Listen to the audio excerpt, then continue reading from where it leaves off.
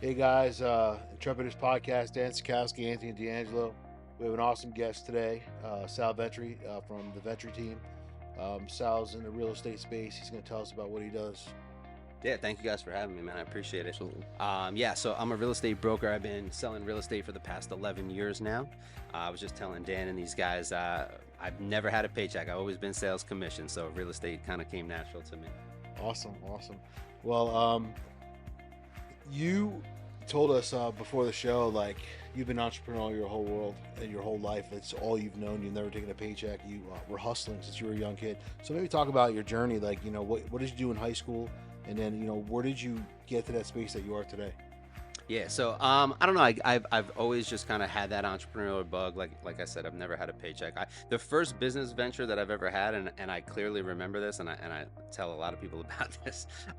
So I was in third grade. I was 8 years old, and I used to hang out with my cousin all the time. I never had brothers or sisters growing up. I do now, but until I was 14, I was an only child. So I used to hang with my cousins all the time. And my cousin Charlie, his family, they weren't like wealthy by any means, but like his dad hustled. They always had like the cool new thing, right? And so they got a CD burner.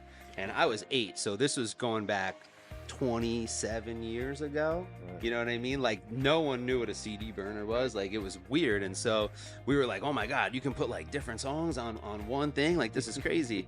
And so I was like, why don't we sell these to kids in school? And so the next day I remember going with a sheet of paper and going to all of my friends and like, write down your 10 favorite songs and I'll make a CD for you for $5. And like we wrapped it in a tissue because we didn't have CD cases or anything. So I remember wrapping it in a tissue. My one buddy, Anthony, actually, it's been quite some time, but I want to say like 5 or 6 years ago, I seen him for first time in like a decade, and he literally had the CD. He was like, "Bro, it has like Cisco the Thong song, Oh, and like all this The crazy." classic. Yeah, exactly. So that was my first business venture when I was 5, and then I just hustled my whole life from there. Like middle school, I remember having my parents take me to Collinswood Flea Market and getting like rolls of like fake Gucci and Louis fabric and Yep. like Yep. like sewing them on jeans and selling them and like just anything to make a buck. Like that's always where my head was at. And then in college, I actually taught myself how to cut hair. So went to West Virginia University, and like coming from Jersey, getting your haircut was a big thing. Like it was a once a week ritual. I would go with my Right. boys. We'd be at the barbershop for 5 hours. And so when I got to West Virginia, no one cut hair. And I went with one of my best friends some Tom's River. He was like, dude, you got to shape me up. You got to do something. So I taught myself how to cut hair.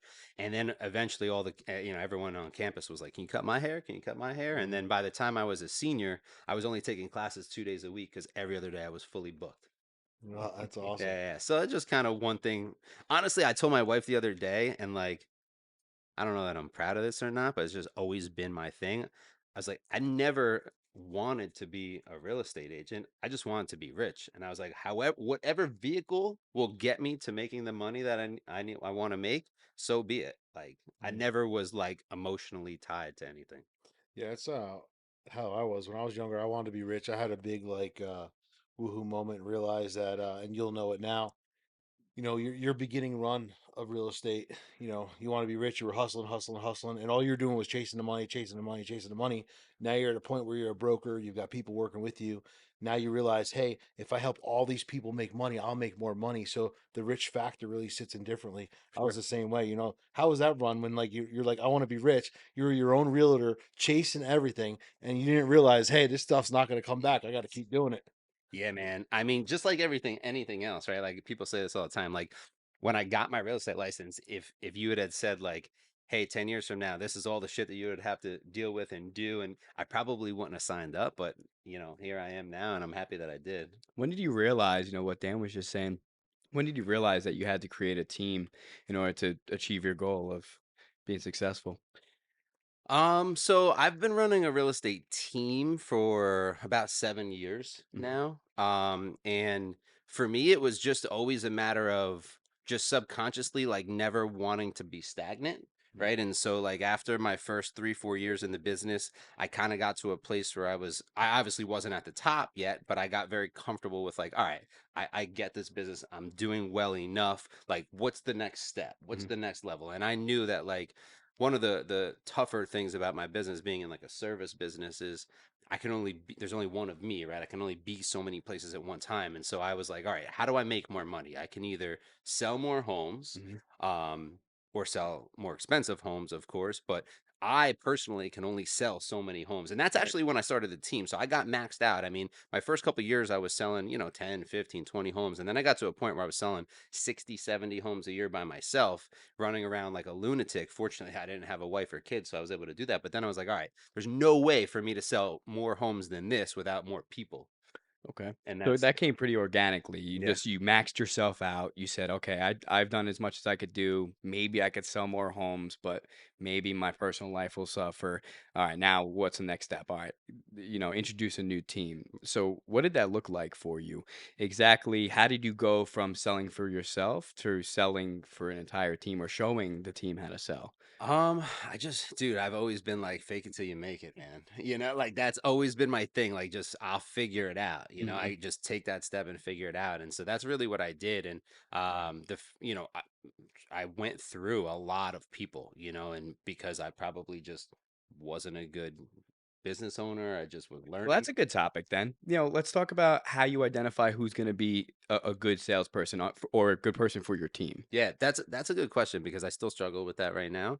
And one of the things that I've realized, and so about a year ago, for the very first time, I hired a business coach for myself, and he's actually helped me very much with that because in the past, whenever I had an employee that didn't work out to where I thought it was going to be, I always put the blame on myself, Right. and I would take it very, very personally. And that's something that, like, I think as an entrepreneur, it's a gift and a curse that I take everything super personal and I'm super critical about what I do. And that can be challenging, but I also feel it's why, like, I hold myself to a higher standard. And I feel Standard, that's yeah, why I'm absolutely. able to do well. But one of the things that my coach has made me realize is like, hey, for every like what it's boiled down to now is like I want 18 people. It's not just about how much can you sell and produce.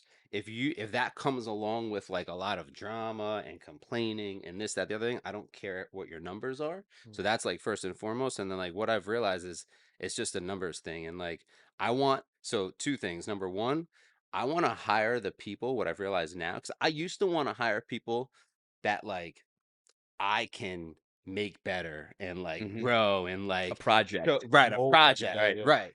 But what my coach has made me realize is like, no, no, no. You want to hire people that are going to be great with or without you. Right. You want those people so that like I want people that are already on fire. I just want to add fuel to it. You know what I Mhm. mean? And like help you get there. I can't take you from nothing to burning though. You know what I Right, mean? Like right. you got to have a Mhm. little bit of something. And that's what I realized. And then I also realized it's a numbers thing, right? So like I look at it now as for every 10 people I hire, maybe one or two are going to be that 18 person, So like hire fast, fire faster. That's my industry's the worst. I can't tell you. I've been through more employees than customers. Yeah. It's unbelievable. Like, just how people today, like, and in my industry a lot of times is, you got really good people in the industry who just, couldn't do it their own business, so they come with their own standards, and it's hard to like re-get these people challenging to be in a better spot because they have their own set ways and they want to do things, and hey, it didn't work for you, you got to do it my way. And it's always a struggle. So it's true, you get like 1 out of 10. But what I've realized about you, which I really like about you and what you do, we've known each other for some time. I remember when you were doing those 60 homes a year. Yeah, yeah. You literally, you call Sal, you answer the Hmm. phone in 2 seconds, but he's only got 1 second for you because he got another call coming in. I Yeah. remember those days. Yeah. But you've created something over the course of the last, I would say, 3 years, is a dynamic culture. Your culture is unbelievable. Thank Why you. is that important to you?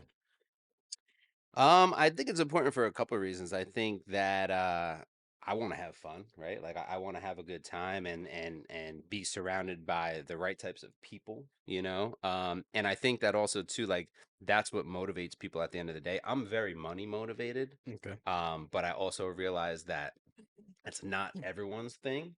And I think at the end of the day, culture trumps all, right? Like if you don't have a good culture, and honestly, it's something that I continue to try to work on, and I'm still very hypocritical of myself. Like I need to get better with culture. Like that's like number one priority for me. Like constantly, like keep the culture high, keep the culture high, because I think if people are in that type of environment, um, they're going to be more loyal to you. They're going to want to work harder for you. They're going to, you know Absolutely. what I mean? Absolutely. So it's super important for me, but I got to work on it every day and remind myself every day about it. Yeah, you work super hard at what you do and how you promote yourself, and it shows. Like, you're very proud. of what you became, and you're very proud of what you have to offer. It's kind of like the same. We're sitting in Cuts Connect right now. Like, Anthony's proud of what he offers. Absolutely. He knows who his clientele is, who's coming in. He knows if he's going to cut you, if he's not going to cut you. He knows if he wants to cut you, and if he Right. cuts you once, he doesn't like it, he's not cutting you again. But he's created a culture, and he's created a presence for himself that, Sure. I think a lot of us in business do. But like I said, I've watched you over the last 6 years, and I've just watched you grow. And I text you, hey, proud of you, bro. You're doing awesome. You know Yeah, what I I mean? Like, appreciate that. and we've stayed in contact. And one thing I could tell you is I remember when you didn't have a wife, you didn't have kids, and then I saw the transition. I saw how you became this family guy, and I watched Yeah. how you took that motivation and you really spread yourself out, and you devoted your life to family, you devoted your life to business, and now you got another kid on the way. Things are moving quickly, but let's talk about, through this journey of 11 years, of what you've been in. Like, let's talk about a fearful moment, like a really hard time that you had where maybe you just thought maybe this wasn't for me, or I might not make it, or Yeah. am I doing the right thing? I could tell you immediately this moment pops into my head. So my beginning of my third year in real estate, right? My first year, I got lucky because the guy that hired me, my broker, took a liking to me, kind of took me under his wing, and he was like, "Hey, I've got this new construction project. There's like 10, 12 homes. I want you to help me sell them." Right now, I think the average amount of homes sold by a realtor is like 3 or 4 per year. So to just be handed 10 or 12 homes, I was like, oh my God, this like doesn't happen. Right. So I sold those, and then I got cocky. Right. I was 23, 24 years old. And I was like, this is fucking easy. Let me go sell $1 million homes. Right. And so I moved to Red Bank at the time in my second year of real estate, left that company after the guy just like completely hooked me. Helped you, Wow. took care of you. Yeah. Yeah. Wow. Left the company. Yeah. Remember, I'm a young kid at the time, right? And so I go to Red Bank where I think it's like going to be more affluent, yada yada. Reality fucking hits me in the face. I can't sell shit.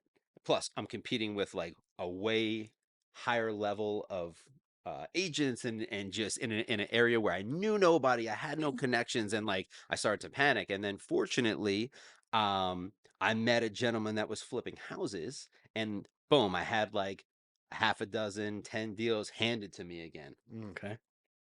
Then that dried up. He wasn't flipping houses anymore. I had nothing coming to me. I was in an area where I knew nobody, and I started to struggle very, very bad. I had moved to Red Bank and was renting an apartment. I had a couple deals die, because that's what people don't tell you in real estate is like I could get an offer accepted.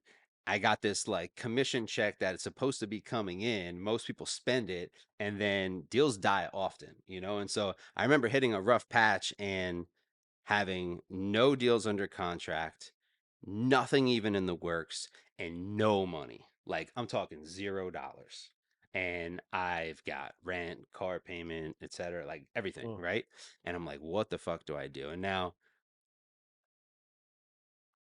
I could probably have asked, family members and people, but like I was just too proud at the Yeah, time. yeah. And so I You don't want to remember. tell anyone your struggle. Exactly. Well, that was it too, right? I was I trying to definitely live agree. up to this whole facade of being a successful realtor, Yeah, yeah, yeah. and so I'll never forget it. I ended up going to the pawn shop, and my dad had bought me. I was a big watch guy, right?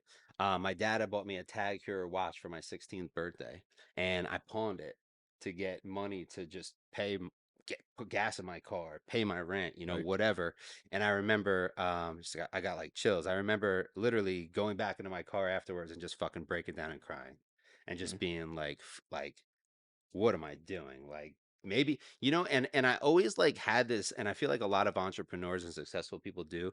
I've always just had this weird like thing in me that was like, I'm gonna be successful. Like I just like I got something in me that like I have to be, right? And then I remember sitting in my car crying and thinking like, maybe that was just all bullshit. Maybe I'm a fraud. Maybe I should just go like wait tables, you know what I mean? Mhm. Like, I don't know. This just isn't for me. I can't hack it. Like, maybe I'm not as smart as I thought. Maybe and so I drove home to my apartment, and didn't get out of the car, just sat there, and I put on, and it's actually funny, like it's almost like it's like weird to even say now, but I remember specifically putting on YouTube It was a Will Smith motivational like Oh, speech. Will like Smith, back all in the right. day. Bro, he used to drop some gems, Yeah, he did. right? And I remember sitting and listening to it and just kind of like getting pumped up and like listening to another one. And then I was just like, you know what? Like, I have to fucking make this work, you know? So I actually called. My mother was working at a TGI Fridays at the time. She was managing at Fridays. I was like, I got to get a job bartending because I have no money coming in. I don't know when another real estate deal is going to work. So she ended up getting me in to train like the next day or something. And I went in and I trained as a bartender. And I left, and I remember calling my mom. I'm like, I'm not coming back. I'm like, I'm gonna I can, fucking One and figure this. done. I I'm can't gonna do this. figure this the Yeah. Yeah. fuck out. And I put my head down. I literally did nothing besides study real estate and figure out how to make it work in real estate. And then the end of that year, I was the number one agent in my office. You had a reason, you had a purpose. Yeah. Yeah. So through real estate and through your career of success and everything that you've done, maybe let's talk about, when you kind of threw the brakes on. You were doing so well. You were into trenches. You were doing A, B, and C, and you were doing everything that you needed to do. And all of a sudden, everything was driving. And then you stopped doing that stuff, and the outcome dropped. And then you're like, oh man, I got to get in the trenches again. I don't think people understand that you Yeah, always got to stay in that first phase, and for always sure. keep going. For sure. Yeah, I mean, so recently actually, I mean, I started the team like I said 6 7 years ago, and it was always kind of small, couple people. And then in 2020 we went from 6 7 agents to 35 really quickly, and I was solely managing agents. I wasn't really working on my own deals or clients. A couple of clients didn't love that and don't work with me anymore because of it, you know. But at the time I was like, you know what, this is what I have to do. And I realized that so and this is just for me personally. I realized that for my team and what I was doing, when I was leading by example, Mm, they were taking so much more from it. Hmm. And like as soon as I stopped and I was just and it was partly me, like I needed to grow and learn from it, but when I stopped, it was more or less like you do that, you do that, you do that, you do that, and I think they were sitting back like, well, you don't even do that shit mm, anymore. You know what I mean? So for me, what I found is when I lead by example and I can go to our weekly meeting and be like, hey, I just signed 3 new listings. I just closed this. I just closed that. I got this. I got that. They're like, oh shit, we better listen to what this guy has to mm, say, you know? yeah. So, Yeah, I mean, I could attest from that firsthand, right? I had my business. I have a couple locations, but I was had a difference between New York and New Jersey. The management style was much different. New York, very lead from the front, like yourself, right? He realized that from an early start, as soon as he started, and it was a slow start because it was a new market. And New Jersey, on the other hand, was too busy, right? New Jersey manager was too busy to go out into the field. Numbers started to drop, right? We said, what's going on? We compared it to New York. New York's numbers were rising. Same amount of work. How could that be? So we looked at it real closely and found that, this manager in New York was leading from the front. Told the manager in New Jersey, hey, you got to get out there. You got to start doing this. No, that's not the problem. sure. That's when you start questioning if they should be employed. But nevertheless, New York now is 40% higher than New Jersey, and New Jersey is our oldest market, right? So, a testament to what you're saying is it's absolutely true. There's no way around it. Leading from the front is the only way. But so it's funny because I agree. And that's for me, that's what works for me. Hmm. But I still kind of beat myself up because I'm like, let's look at big, big, big businesses, right? For the sake of like, my business is still small. If you're looking at like Yep, massive yeah. businesses, those people are not like those people that are leading those massive, massive businesses are not in the trenches really anymore. You can't be when you're No, that absolutely large. not. And so I do feel it's partly the industry, but I do feel it's partly that like I need to be a better leader Hmm. and figure out how to like I had a conversation with a really good friend of mine not long ago, and he was in the insurance business. And so in his business, you have to start by being a sales rep and selling insurance, but then natural progression is you want to lead a sales team and the whole region, etc. And I was talking to him about this, and I had this exact conversation. Like I feel like I just got to get back in the trenches and lead by example. And He was like, dude, I will never sell a policy ever again.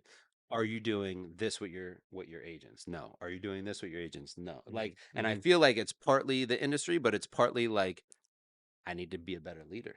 You Mm-hmm. know, it's like, are you Yeah. still hammering nails on No, the so I shelf? was just gonna say, our industries are totally different. My guys don't see what I do. They don't see all the time I'm putting in, the hours I'm putting in, the emails and takeoffs, all the stuff that I'm doing on the back end. They see like the glory. They see the nice car, Of they course. see this, they see that. But my hours are doubled. Like this morning by 8:30 in the morning, I literally did 4 hours of work in like 2 hours time because I wasn't distracted. I got it all done. But they don't see this stuff. And I think the biggest thing too is like if I was in the field, and you're talking about the bigger guy. If that bigger guy was still here, he wouldn't be the bigger guy, right? Correct. So if I was still in the field, I wouldn't be able to do that. I would be so burnt out. But there comes a point in every industry, you're not going to ever get the respect from some of the other people because they're going to look at you a certain way and they've already identified you as this, but they don't realize what you're doing. But you will get the respect from the other people who watch you do it and want to know what you're doing and are also have been around from where you started. And those are the You know, people that matter, right? Right. Those are the people that you Exactly. want to keep around. Like you were saying, I want A plus guys. I'm not trying to work somebody from ground zero up to on fire, and I got to put them out. I want those people that, and this was before the pod, I believe, before we Yeah. actually started recording. Yeah. Yeah. So talk a little bit about that. How you decide who your next team member is. So for me, I personally, I don't like recruit for my team. It's fortunately been all organic. I've got a pretty good like social media presence and just like name around the industry that people will want to reach out. And um, I've gone back and forth between like, do I just hire everyone or do I get really, really specific and do these intricate interview processes? And what I've boiled it down to is like, I don't just hire anyone. I feel like I'm a decent judge of character, so I'll have an interview with someone. But if you show any potential, typically, like I'll bring you on. But what I've realized now is like I used to keep people on for way, way, way, way, way too long, and just like think that they were gonna, oh, they're gonna turn it around. They're gonna. And what I've realized now is like I want people that are going to win with or without me. And, a lot of times I won't know that until I bring them into my world, but I can usually tell now, like within the first 90 days, like either you're a winner or you're not, or like either you're A team or you're not. And I can bring a B team person to A team sometimes, but like I can't get C. Like if you're C, D, like, yeah, and when I say that, I mean like complainers, drama, yeah, putting blame on everyone, never taking responsibility for anything, not wanting, like, if you're the person that says like, hey, like, do I have to get dressed up for this appointment? I don't want any bare minimum people. mm. If you're asking me what's the bare minimum you can do, that's a sign right there. Like, I don't want Show up to win every day. every fucking day. Yeah, Like I love the quote, how you do something is how you do yeah, everything. Like, and Right. it's so fucking yeah. true, So right, right. you I, know? I can't agree more. Actually, someone pointed out a mutual friend of ours. He's like, I was complaining about how slow he does work sometimes, and he goes, "Does he walk slow?" Yeah. Like, well, that's Yeah. what he does. Everything else is going to be slow behind that. But I want to touch on your hiring process again, Yeah, yeah. or how you decide, who's going to be part of the team. And lucky, and this time, I know Dan deals with it too. Hiring is impossibility for a lot of businesses right now. I mean, my dentist, for goodness sake, can't even get a hygienist. So lucky in that aspect, and Yeah, probably a yeah. testament to what you do on social media and whatnot. But as far as, again, back to the hiring goes, I know my personal model is hire for character, train for skill. So I in like your that. case, if someone walks in the door and they say, and you have a great attitude, they have an A team attitude, but a B team maybe skill set. Do you train to Of that? course, absolutely. Yeah, no, I think you're spot on, right? Like you can't teach someone how to have good character, good work ethic, or want it, But I could always teach the skills. Like that's the Mm. least of my concerns. Yeah, for sure. Like, but you got to just want it. You got to want to show up. You got to, Hmm. yeah, Yeah, I got a guy right now, one of my companies that's like he's fully checked out. Shows up for the check and does the bare minimum and I'm literally doing the job. Like ask me everything before I'm like, dude, like so there's replacement coming in, but in my industry it's hard. Like, you got a full transition. This person's dealing with a lot of people, so you got to do a full transition, and it's tough. People take advantage of every situation, and there's so many people out there who just want to do everything but do nothing. Yeah. You know, See, it's tough in my business because I don't pay my employees, right? right? And so it's very independent in the sense of like, if you don't want to hustle and make money, yes, giving I'm not coming out of pocket, but then I make no money for the time that I've invested You into wait, you. And it's so great. like it's a little bit different in my industry because I need people that are self-motivated. I need Mm. people that want to hustle. Like, it's not okay to just show up, and like I tell everyone all the time, like, I can't want you to be successful more than you want to be. Exactly. If that's the case, this isn't going to work. So let's talk about, so intrepidus is Latin word for fear. We talk about it all the time.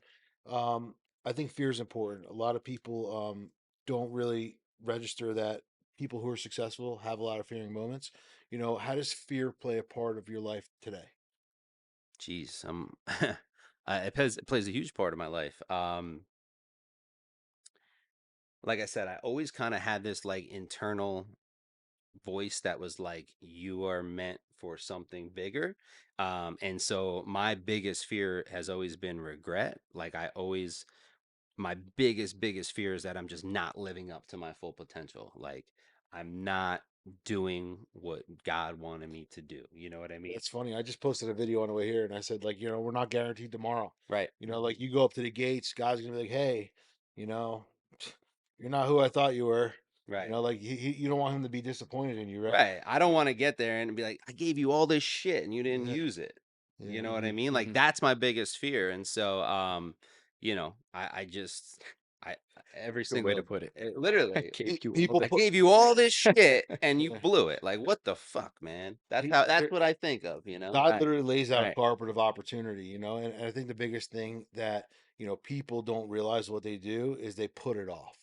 I'll do it tomorrow. I'll do it someday. I always say someday is not a day of the week. Yep. At the end of the day, we might not be here someday. Yep. We might not be here tomorrow. Right. So how would you feel if, like, you were laying in the bed today and these were your last words, your last breaths, and you're like, I wish I did this. I Oh, wish you don't want to be that never. person. You know what I mean? What about back to the topic on fear. You mentioned just before sitting in your car and you had a sense of imposter syndrome, right? And I think a Yeah. lot of entrepreneurs, solopreneurs, that everybody has this moment where, they have imposter syndrome. They're like, maybe I'm not who I thought I was, or maybe I can't do what I thought I was capable of. How do you get over that? It's something that I work on every day, Hmm. because I still have those thoughts. Okay. And I think I probably always will, but that's what drives me to do more and do more. But I think, to like, the most practical advice that I can give, and it's something that I'm working on right now, is keeping little promises to myself. Okay. Like,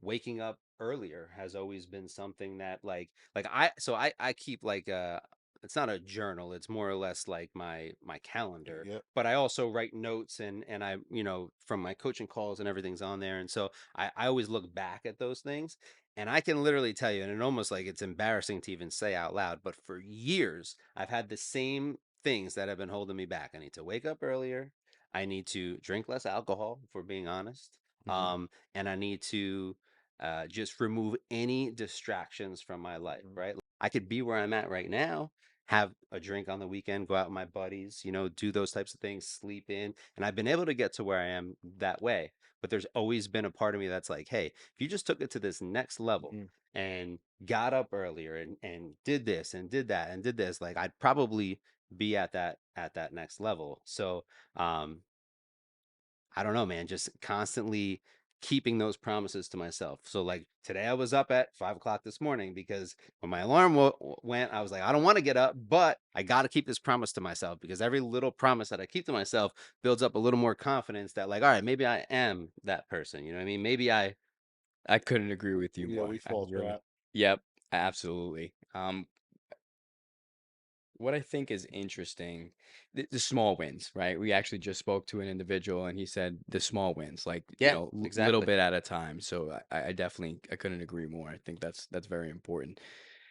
Waking up early is important. I actually fell off. So, like, in the summer, you know the boat life, right? I got the Of short course. life. Of So course. in the summer, like I'm up 5 o'clock. I'm in the gym because I want to be out as soon as it comes. We go all day. I'm passed out by 11. People are like, "Oh, it's the summer," but I'm up early. Yeah. And then like when you get through the winter, you get dragging, you're droggy, you don't want to get out of bed. So I find myself, getting in those modes where like I'm not getting up as early as I wanted to. So now I got like the Bell alarm clock, and I put it in my walk-in closet. I like So I got that. to get Yeah, out of you gotta bed to get up. shut it Yeah. off. Yeah. It's a bell alarm clock. Like the old ding ding ding ding, the bell, like Oh, an old really? bell alarm clock. Yeah, Very I nice. bought it on Amazon. It's like super loud. It said loudest one you can get. I put it in my closet, and I have to get up because it's the nuisance of it. You Yeah. want to get up, and as soon as you're fully out of bed, you're done. So 5:30, Mhm. boom, the alarm clock's on. I'm up downstairs, Yep. getting my shit done, doing everything I got to do, drinking my water. It's been big. I've been hearing a lot. You got to drink the 32 ounces of water first Mhm. thing in the morning.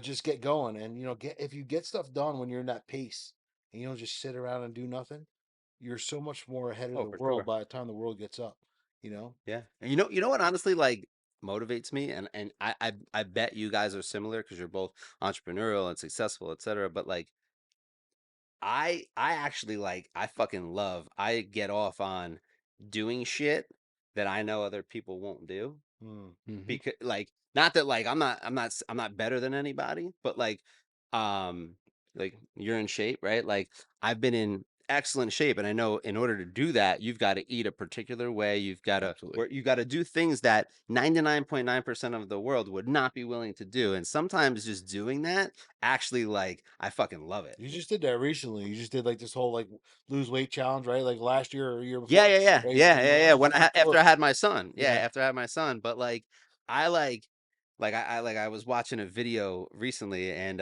this dude said something that I was like, I fucking love that. And he said he was talking to someone, and they were on vacation, and he's like, I don't drink, he's I need to stay in shape, business, that, the other thing. There's like, you never drink, like I could never do that. And he said, yeah, don't even think about comparing yourself to me. Like there's a lot of things that I do that you can never do. I specialize in doing shit that most people can't do. I Yeah. love You know that. what I Love mean? it. And like I love I just love I that love that. mentality, Yeah. I'm with you there. I mean, that's why I actually did a triathlon for the first time. I actually tore my biceps, so I said, "Hey, you know what? I can't lift, so I might as well run, bike, swim." So I did a triathlon. But you know what? I like better, even better than just doing stuff that other people won't do is convincing other people to do the shit with you, Right. right? And I was able to do that, and the reward. And again, it's part of being a leader, right? The reward is that person eventually comes to you and says, "Thank you." And you say, "For what?" You say, "Because I Absolutely. would have never done this unless you pushed me to do this." Yeah. And you bring somebody else to the next level. And I feel like you are the same based on our conversation before the podcast started. You said your end goal really is to mentor, Yeah. coach, and improve people. For So sure. talk a little bit about that, your aspirations to do that. Yeah, so that's it's honestly always been something that I've enjoyed. And a lot of it, like I feel like a lot of like we're programmed and wired from when we were kids, and like just kind of that type of stuff, how you were brought up. And like I specifically remember like being in a classroom when I was young and just being good at like helping the other kids like get it, like Mm. you know what I mean. And so like I've always enjoyed teaching and being pretty good at like putting things into terms and ways and to get my point across and help people learn. So it's just something that I've always enjoyed. And truthfully, like from a selfish perspective, I want to be able to help more people. And so right now I run a local real estate team, but if someone wants to buy a house in Virginia, I can't help them. No one on my team can help them. If an agent in Virginia needs help, they don't need me.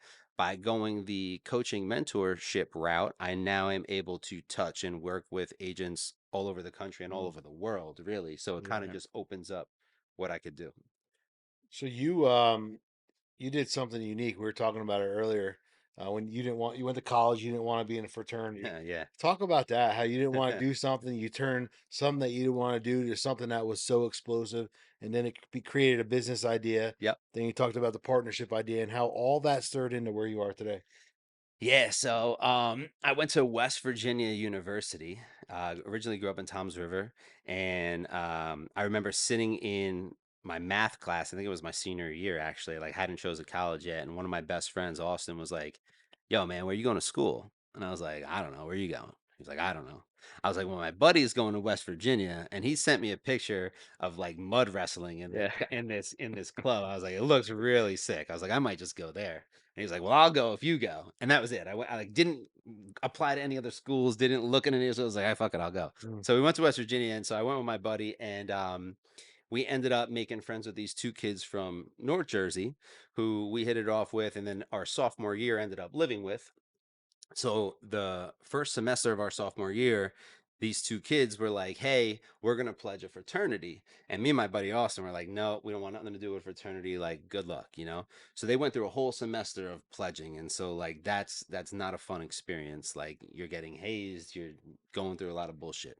So they went through all this semester of pledging only to find out that at the end of the semester, the college had kicked them off campus. So like they suspend fraternities if they're not you know, believe it or not, fraternities don't just party. There's like fundraisers and like things Yeah, that you meet have their to do, obligations. right, Yeah. to meet your obligations to stay on campus. And so this fraternity had not. They got suspended for a little bit of time. But the genius thing that my buddies did was they came back to us and they were like, hey, we have this idea. There's other fraternities that were previously suspended that are going to be now reinstated to campus.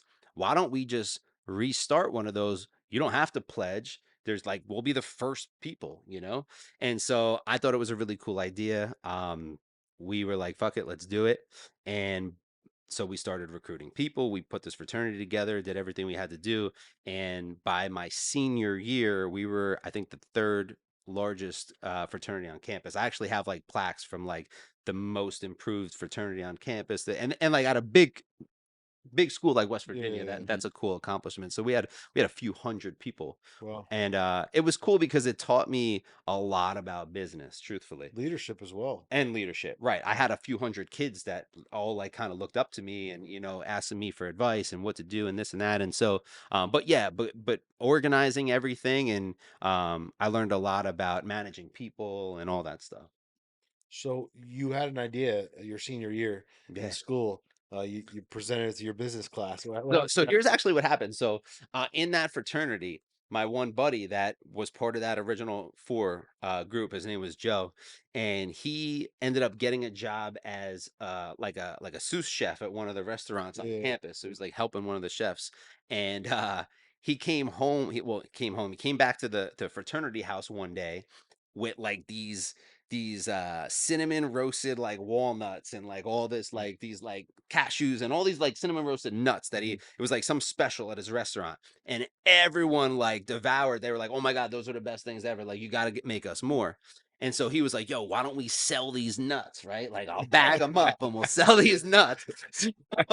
So literally that's what we did. We stayed up, we went to the like craft shop, we got bags, we made labels, we started selling these like the little delis and stuff were selling these nuts, right? Mhm. And then we were all in a business class together at the time, and one of our senior projects was to create a business plan, everything. And we were like, fuck it, let's just use the nut business, right? Like let's just create this business. And that transformed into like a full-blown cafe. That was hypothetically like the business project was on the boardwalk in Seaside Heights, because that's where we were kind of from. And then we kind of looked at each other after doing all the numbers and everything. We were like, this could actually be a real business. And so we ended up taking a couple trips back and forth my senior year back to Jersey, getting a business set up, finding a space, leasing a space.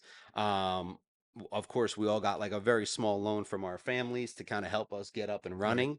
And then we did that literally from the day we graduated. We drove straight to the cafe, started working, and didn't stop working until Labor Day weekend, 24/7. I mean, we were there 6, 7 a.m. getting the place open and not leaving till 2, 3 in the morning when the clubs let out. Oh man. So ultimately, what happened to that place, one, and then two, what did you learn from that experience? So ultimately, we shut that business down right after the summer because we made no money and we hated each other. No, we are still friends today, but it was hard because we didn't want to hire employees. We had never ran businesses before. We didn't know what to expect. Obviously, our business projections were a lot higher than reality, Mhm. and reality smacked us in the face, and we were arguing and bickering, and then by the end of it, we kind of just cut our losses, right? Like we hadn't really made any profit. We made enough money to get us through the summer, but we're like, you know what, let's just sell our equipment and figure something out. And so that's, what took me to my next business. But I learned a lot from that business, a ton. Number one, projections are not reality, right? Because I made the classic entrepreneur mistake, and it was like, well, X amount of people visit the boardwalk per summer, Yeah. and if I can only get 1%. 1% of them to buy my nuts, I'll be rich, right? It don't work that way. And so it was kind of a failure. We kind of went our separate ways. But I also learned how hard it is to work with partners. Right. And they were great guys. Like I said, still friends with those guys today. Love them, but you know, it's hard as hell to work with partners. And not that I won't have partners in future businesses, but I know now that everything needs to be discussed beforehand. Who's dealing with what, Right. who's in charge of who's making what decisions.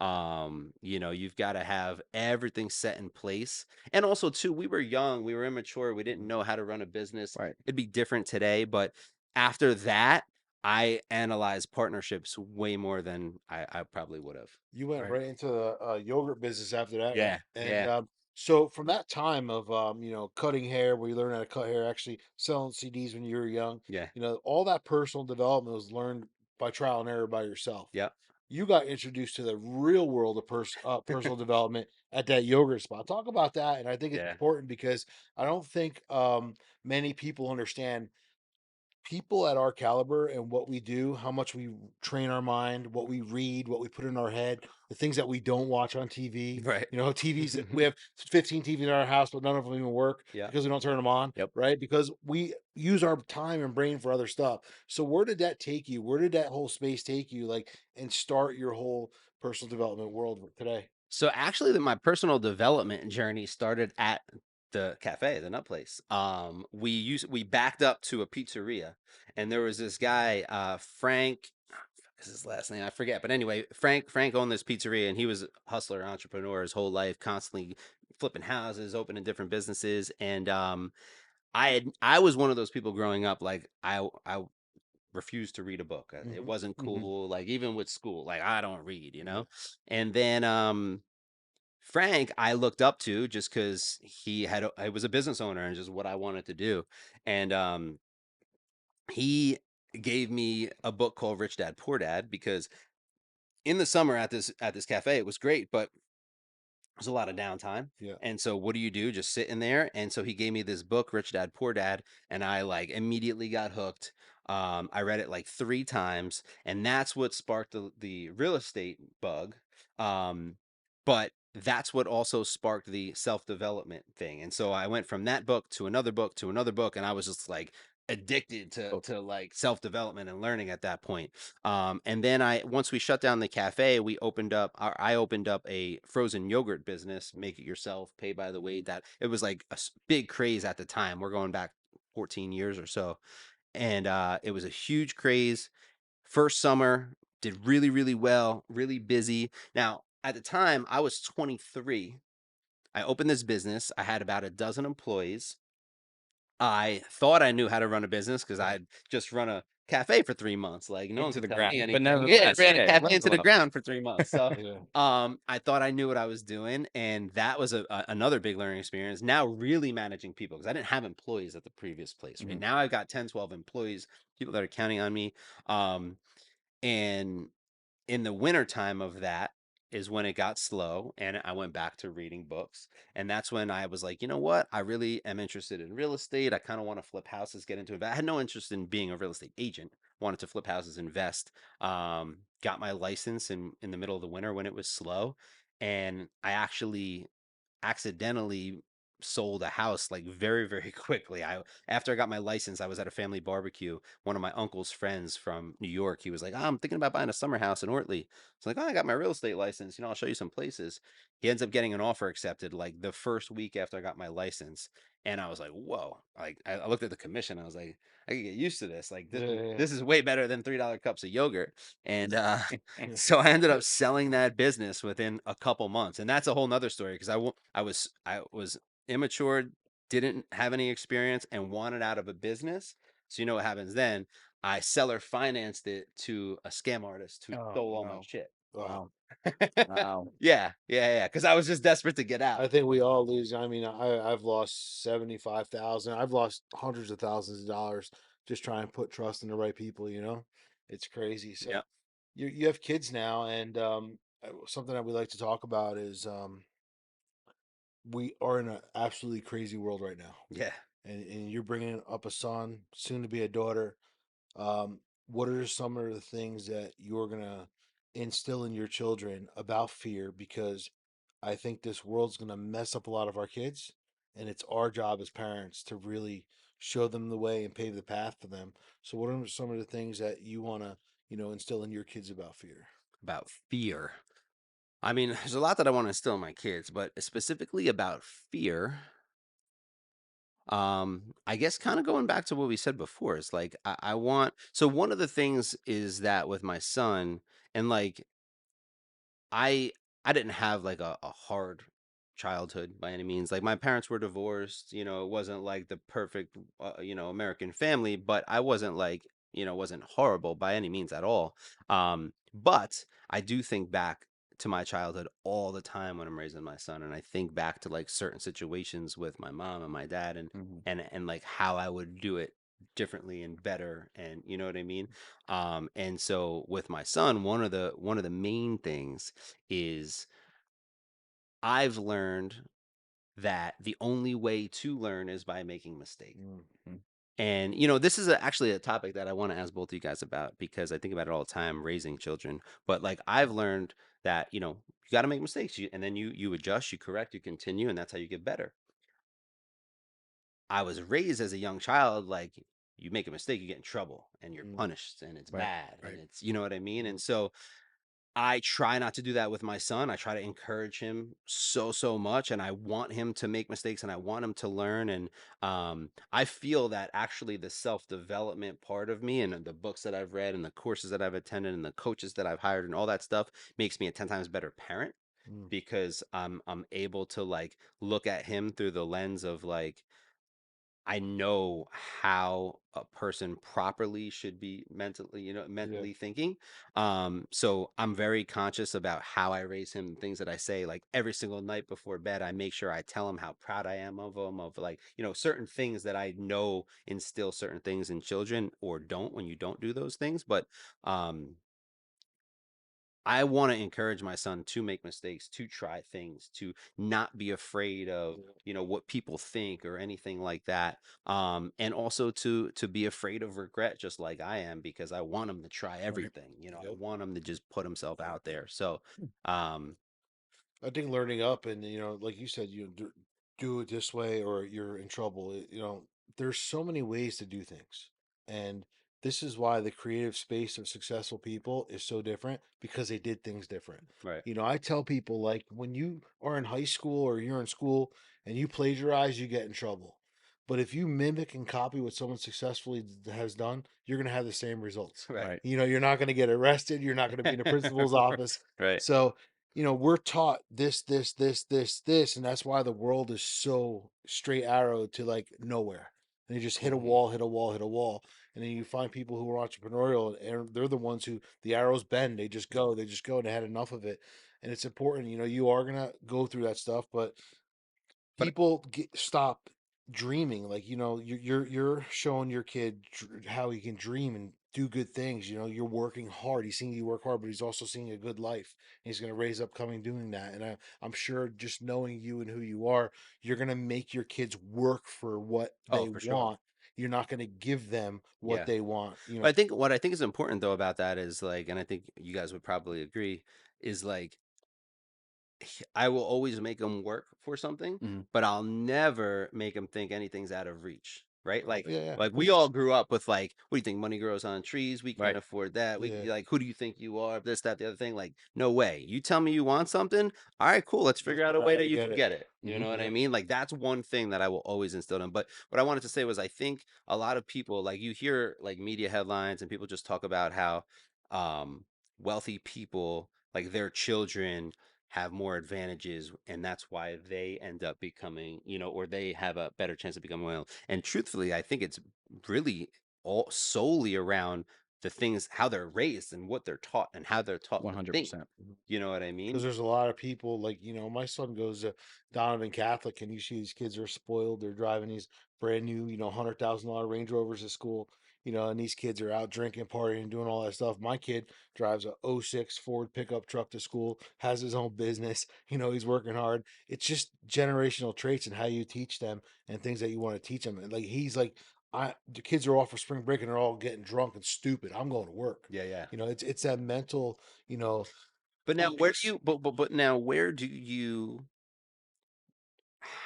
draw the line of like, I think that's amazing that you want to do that, son, but I also want you to like be a kid. Oh yeah, he still has fun. He goes out, with his friends. They do fires in the woods. They, mud their trucks. They do stuff, Because that's important too, Yeah, they right? do stuff. He drinks a couple beers here and there, but he's not getting Of hammered, course, of course. and he's not doing things. And he knows he has responsibility. He has a proud moment for himself right now. He just bought a Harley a month ago. He It's just paid his awesome. first Harley payment, out of his checking account. Beautiful. And now he just like he's feeling that he's growing up. He's going to be It's awesome. 19, and he feels these responsibilities. And people tell me he works too much, and he goes, "What am I going to do? Sleep till 11 o'clock like you?" Yeah, Right. I don't know. Like he just has this attitude about him, that's awesome. which is great. And I don't know. Part of it probably came from me, but at the same time, like you got to want that. Yep. And he wants it. I would hope my other kids would want that, and I can only wish that they would want that. But it's just great to see that. But I do tell him, hey, go out, have fun. Yep. But he likes wrenching on cars. That's what him and his friends do for fun. They Right. rip cars apart. They go in the mud. They break things, bury things, like That's awesome. whatever. Yeah, You I think know. anyone who's going to have the entrepreneurial spirit, let's be honest, we're all addicts, right? Right. We're addicted to better things than drugs and alcohol, though, Sure. right? We don't need to get a fix. We don't need to go to the corner to get a fix. We need to go to the computer or sell a Exactly. house or, build a house. Yeah. So I think it really comes down to guiding and I don't have children, right? So I'm speaking from outside looking in kind of Sure. kind of deal. So anyone who's listening, don't judge me. But I think it really comes down to showing them what is it okay to be addicted to. Sure. And but at the same time, don't overdo it, right? Because everything is incremental. Everything has to come in increments. If not, then you overdo it. Like, we talked about earlier, is if, you grind 20 hours a day, you're just gonna burn out, right? Same thing if you party too much. Yeah. uh Dan's kid does the opposite, right? He grinds, but I'm sure that Dan says, all right, like chill out a little bit, right? You need a little bit of you time, because if not, you're going to lose your sanity. If you lose your Sure. sanity, you can't progress. Absolutely. So I think it's important, you know, really to have symmetry between every part of your life. Absolutely. Yeah. No, I agree. So, in wrapping things up, we always like to ask our guests to, help the people outside of this podcast. What would you say to someone who is sitting on that line, and they're fearing um, taking that step to becoming their own boss, taking that step to becoming their own business owner, or whatever it is, and they feel that sense of security and they just can't do it. Like, what would you tell that person? I would tell them, I think so. Number one, I think that what we do and on being an entrepreneur and a business owner isn't for everybody, right? I think you got to really, because you got to be a little crazy to give up some of that safety and everything else. But I think if there's a part of you that wants it and that's in you, um, you got one life, man. Like you have literally one shot. We were just talking about this, right? Like you have no idea if you're going to wake up tomorrow. So I don't know. For me, I would tell that person that go find a mentor, Mm. because that has been huge in my life. There's been key people, and it's never been the same person, right? And like that I think is important too. Like there's seasons of my life where I have different mentors in my life that help me open up my eyes and see what I'm doing, and inspire me to go to the next thing, to go to the next level. But like I would say, if that's something that you really want to do and you want to take that next step but you're just a little scared, get a mentor that's been there before. Like you said, right? Like the biggest thing that's helped me is finding someone that's done what I want to do and copying them, or taking a page out of their book and figuring out what did they do. Okay, how can I do that in my own way, right? Like find someone that's going to help you, and just take that step, because so many people are afraid to mess up or be wrong or to start at the bottom, right? Like I have a buddy of mine who could be a great business owner, could be a great entrepreneur, has all the right personality traits and tools and network, but he's so ashamed at starting at the bottom in anything that he won't take that step, Right. you know? Yeah, That's absolutely. smart. You got to be a zero before you're a hero. Yeah. You gotta start somewhere, right? At the end of the day. Before we end this, I want, just because your aspirations to be a coach, mentor in the real estate space, if you were to give our audience, maybe someone looking to become a real estate agent for the first time, getting their license, what is one success tip that you would give them when they're entering this field? If you're entering real estate, the best tip that I can give you is, see, I was going to say something that sounds like super cliche, but like you have to get comfortable with being uncomfortable, right? Mhm. Because in real estate, so many people think like it, so many people think they're going to get their license and their phone's just going to start ringing. Mhm. Unfortunately, everyone nowadays knows a realtor or two or five, right? Everyone knows a few people that are realtors. So I hate to break it to you, but just getting your license isn't going to cut it. And then we get business one of two ways, right? Like either people are reaching out to us or we're finding them. And so if your phone's not ringing off the hook, which as a new agent it's not going to be, you have to physically go out and talk to people and make conversations. I feel like social media can be an amazing tool, but because of social media and everything else, even though people are afraid, literally fearful of picking up the phone and calling even a person that they're friends with, or their family, like their own database. Like they won't just call them and have a conversation. Hey, what's up? Have a conversation. Like you cannot succeed in this business without talking to people, having conversations, building good relationships, getting out there. There's no way that you're just gonna like sit behind a screen and browse on social media and get the clients. It just don't work that way. People are like embarrassed to ask for help, you know? Like in my business, it's the phrase "the squeaky wheel gets the oil" has never been more true. Yeah. Like you have to put yourself. You can't be afraid of self promotion, and maybe that's why I'm good at what I do and I get clients, because I'm not afraid to promote myself. But so many people are. So many people are like so timid. I get. Right? I use this example all the time. It might be weird to use it now because our world's so fucked up, but I say, when you were young and you asked a girl out and she said no, you didn't go gay, did you? Right? Now you're in business, you want to get some business, and if someone says no, oh my God, like you're so offended, you're so hurt by it, you don't move on. Right.